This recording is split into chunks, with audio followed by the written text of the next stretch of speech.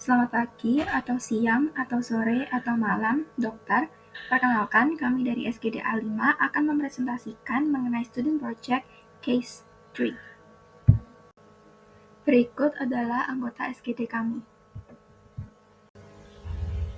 Baik, di sini saya akan membacakan kasus kami. Tommy, a 10-year-old boy weighing 25 kg, is experiencing a skin infection. On examination, found lesions on the skin, redness with itching and swelling. There are no pus or crustaceans. See detailed in PMK 5 2014 Panduan Praktik Klinis bagi Dokter di Fasilitas Pelayanan Kesehatan Primer, page 366. Baik, sekarang saya akan menjelaskan untuk problem statement dan juga diagnosa. Untuk problem statement, gejala yang dikeluhkan pasien adalah pertama, lesi kulit, lalu kemerahan atau eritema, lalu gatal atau pruritus, lalu pembengkakan atau edema, dan juga tidak ditemukan aneh atau kerak yang mendukung diagnosa DKA dan membantu menyingkirkan infeksi sekunder saat ini. Lalu untuk diagnosa ada dua, yaitu dermatitis kontak alergi atau DKA dengan kode ICPC II S88, yaitu dermatitis kontak alergik, dan yang kedua adalah kode ICD 10 L23, yaitu allergic contact dermatitis. Sekian, terima kasih. Saya akan menjelaskan mengenai diagnosis banding dari dermatitis kontak pada kasus di atas. Diagnosis bandingnya adalah dermatitis kontak iritan dengan perbedaan utama yang disebabkan oleh kerusakan langsung pada kulit oleh iritan dan bukan reaksi imunologis.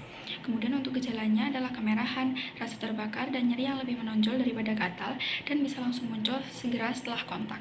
Jadi kesimpulannya adalah berdasarkan gambaran klinis, Tony kemungkinan menderita infeksi kulit non-supuratif yang disebabkan oleh reaksi alergi, serta tidak ditemukan tanda-tanda masalah psikologis atau sosial maupun efek samping obat dalam kasus ini. Terapi. Tujuan terapi untuk meringankan gejala serta mencegah penggunaan obat yang tidak perlu.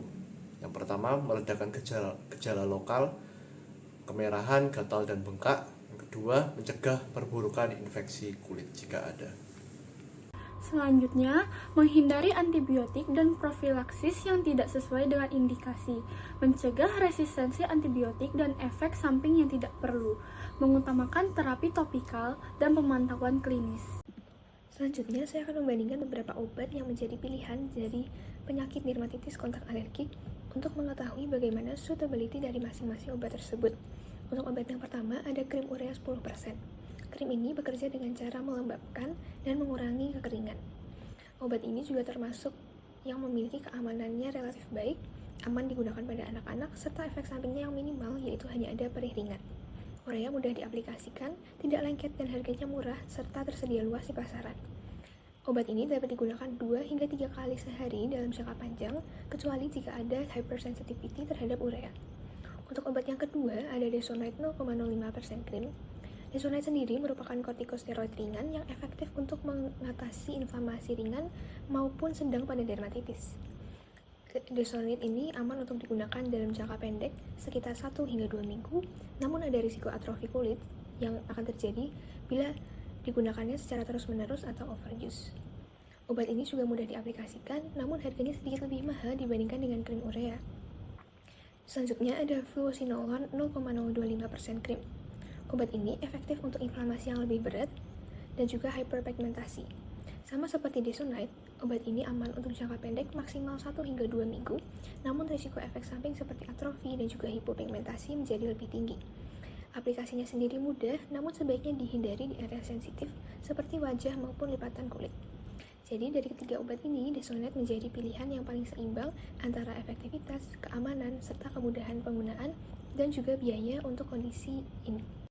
Baik, saya izin melanjutkan. Untuk obat selanjutnya ada mupirocin, yang merupakan antibiotik topikal yang efektif untuk mengatasi infeksi kulit. Namun penggunaannya tidak direkomendasikan bila tidak terdapat indikasi infeksi karena dapat menyebabkan resistensi bakteri. Untuk selanjutnya, untuk penanganan dermatitis kontak, hidroksin sebagai antihistamin generasi pertama dapat digunakan karena memiliki efek sedatif yang membantu mengurangi rasa gatal terutama pada malam hari.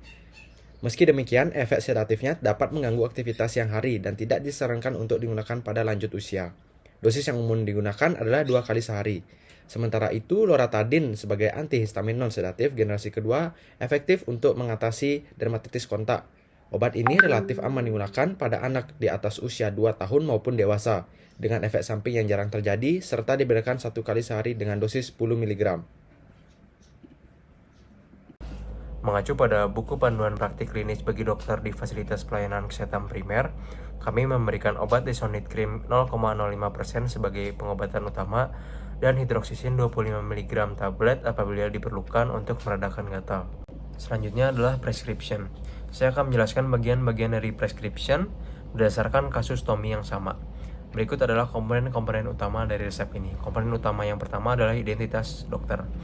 Bagian ini terletak di bagian paling atas resep dan mencakup nama lengkap, gelar akademik, nomor surat izin praktik, serta alamat praktik. Dalam contoh ini sudah tertulis, dan bagian ini penting untuk memastikan legalitas dan keabsahan pemberi resep. Lalu komponen utama yang kedua adalah kota dan tanggal penulisan. Bagian ini tercantum di sebelah kanan atas yang menunjukkan waktu dan tempat penulisan resep. Dalam contoh ini sudah tertulis Denpasar 31 Mei 2025. Ini berguna untuk mencatat waktu pemberian resep, terutama bila berkaitan dengan durasi terapi. Lalu komponen utama yang ketiga adalah superscriptio, dilambangkan dengan huruf R garis miring atau RP garis miring, yang mana ini menandai dimulainya bagian utama dari resep. Lalu komponen utama yang keempat adalah inscriptio, di mana bagian ini berisi nama obat, kekuatan dosis, bentuk sediaan, dan jumlah yang diberikan.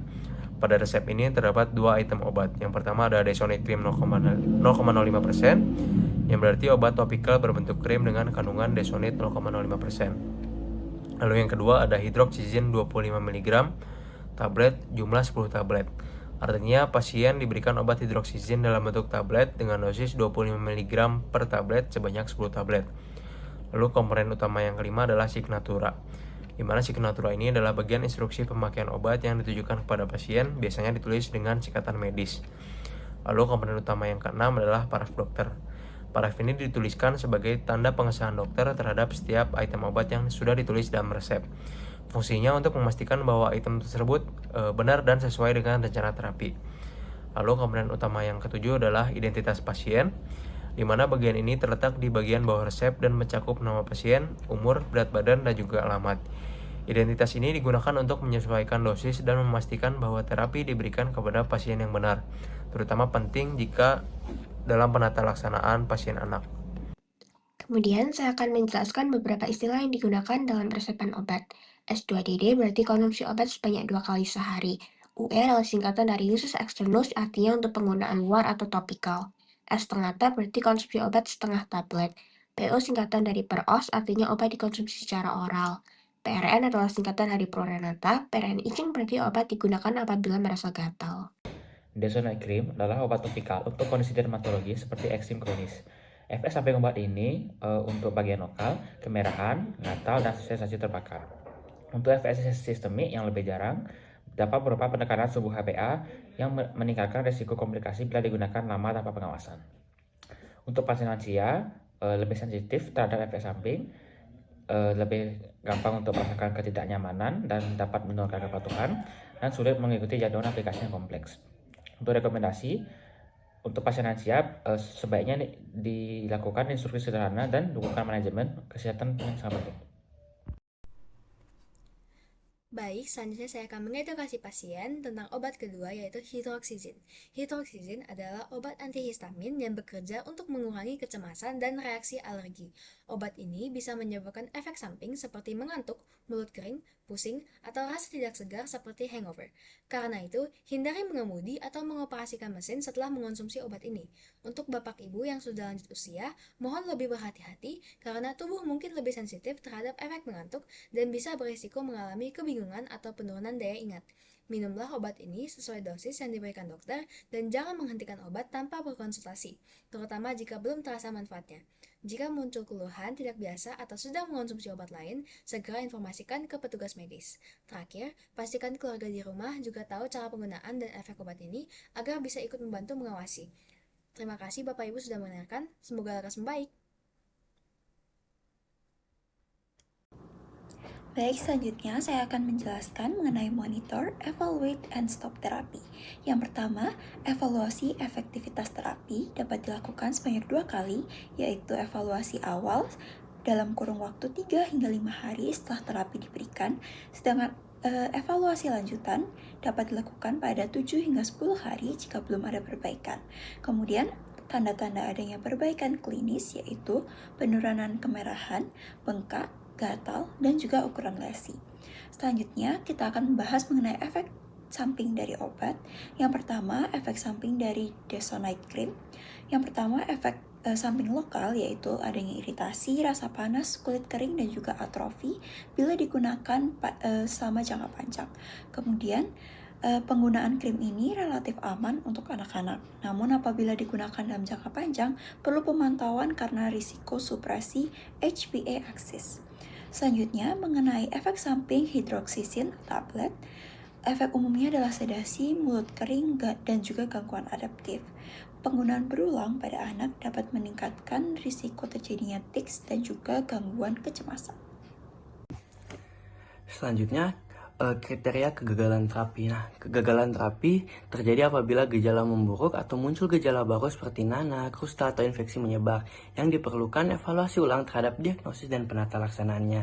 Nah, kapan sih terapi ini dihentikan? Nah, terapi sendiri dihentikan apabila terdapat perbaikan klinis yang signifikan, seperti hilangnya eritema, bengkak, gatal, dan lesi baru yang tidak muncul. Penting juga untuk melakukan evaluasi berkala untuk mencegah over medikasi, mengidentifikasi kemungkinan alergen berulang. Nah, selain itu, penghentian terapi mengikuti panduan nasional mempertimbangkan derajat keparahan, respon pasien terhadap terapi, dan juga keamanan jangka panjang. Sekian dari SGD kami, terima kasih.